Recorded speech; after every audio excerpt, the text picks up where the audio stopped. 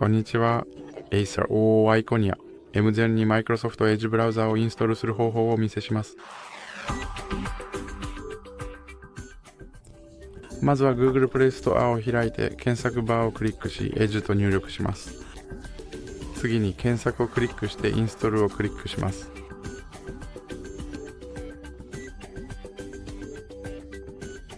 そして今開くをクリックできます。